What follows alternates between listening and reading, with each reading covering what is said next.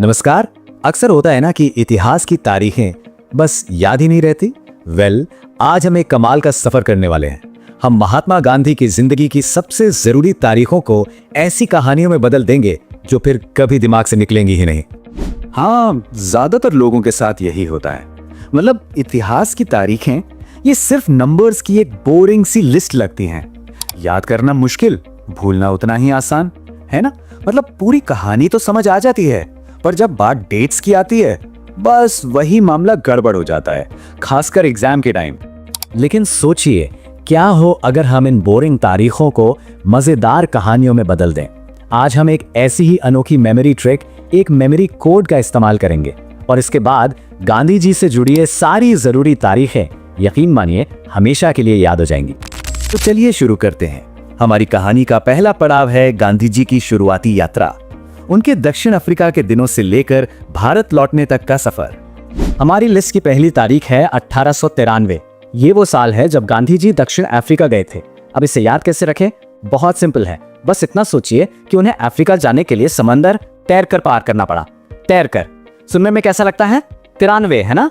बस यही से हमें साल मिल गया 1893। और हाँ, एक बात और, ये अकेली तारीख है जो 1800s की है, बाकी सब 1900s की है। अफ्रीका पहुंचकर उन्होंने अपना पहला सत्याग्रह किया और वो कैसा रहा?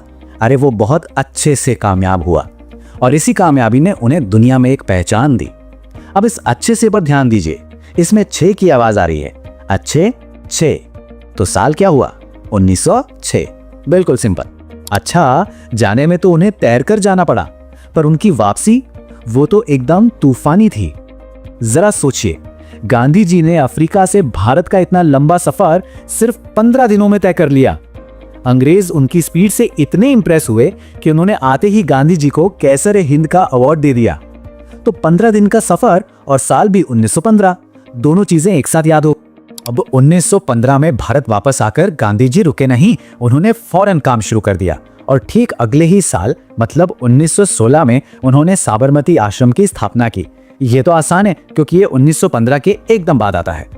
अब कहानी आगे बढ़ती है।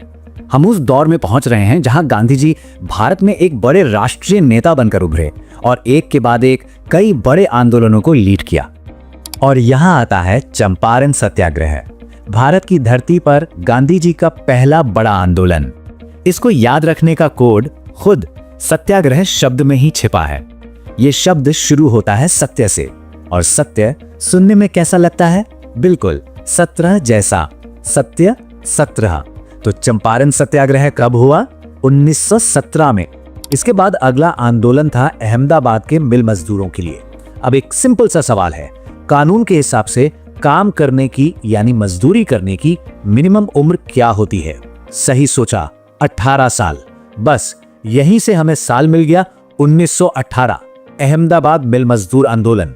और हाँ, ये वही आंदोलन था जहां गांधी जी ने पहली बार भूख हड़ताल को एक हथियार की तरह इस्तेमाल किया।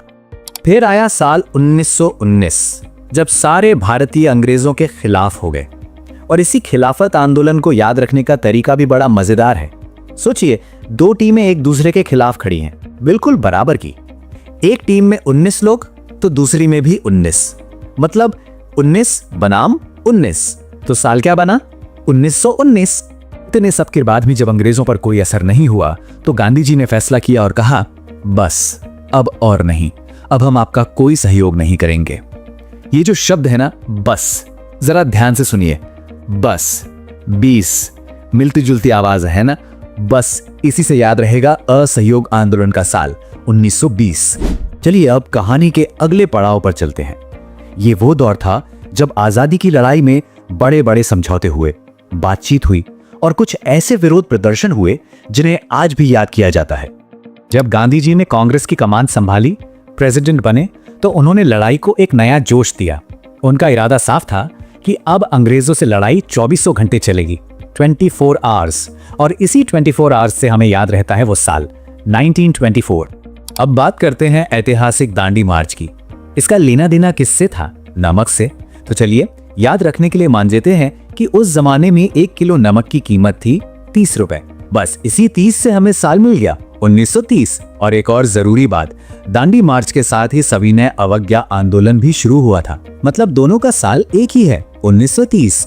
इसके ठीक बाद 1931 में बातचीत की दो बड़ी घटनाएं हुई। पहला गांधी इरविन पैक्ट और दूसरा सेकंड राउंड टेबल कॉन्फ्रेंस। इन दोनों ही कोशिशों का मकसद क्या था? कोई हल निकालना, मतलब एकता बनाना। और एकता से क्या याद आता है? 31, एक था 31। तो ये दोनों इवेंट्स हुए 1931 में। अब आता है पूना पैक्ट, जो गांधी जी और डॉक्टर अंबेडकर के बीच हुआ था। ये एक बहुत ही जरूरी समझौता था। जब दोनों के बीच बात बन गई तो जाहिर है सब खुश हुए और मुस्कुराए। और जब कोई खिलखिलाकर हंसता है तो क्या नजर आती है? उसकी बत्तीसी, यानी पूरे 32 दांत। बस इसी 32 से हमें याद रहेगा साल 1932।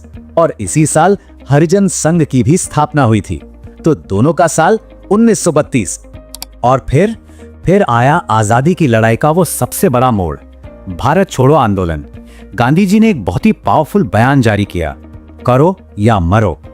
उन्होंने साफ कह दिया कि अब अंग्रेजों को भारत छोड़ना ही होगा। तो ये जो उनका बयान था वो सुनने में कैसा लगता है? 42 जैसा। बयान 42। तो भारत छोड़ो आंदोलन का साल है 1942। तो देखा कैसे हर एक तारीख के पीछे एक छोटी सी मजेदार सी कहानी छिपी है। ये इतिहास को रटने का नहीं, बल्कि उसे याद रखने का एक बिल्कुल नया और मजेदार तरीका है।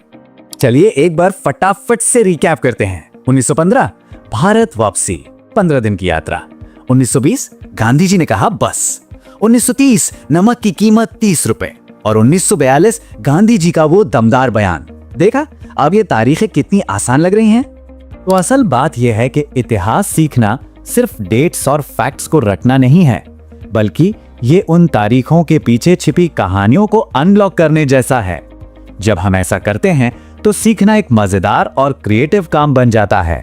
और ये तरीका सिर्फ गांधी जी की टाइमलाइन तक ही सीमित नहीं है, इसे कहीं भी इस्तेमाल किया जा सकता है। तो अब सवाल ये है कि इतिहास का अगला कौन सा चैप्टर है जिसकी मुश्किल तारीखों को एक कहानी के जरिए हमेशा के लिए आसान बनाया जा सकता है।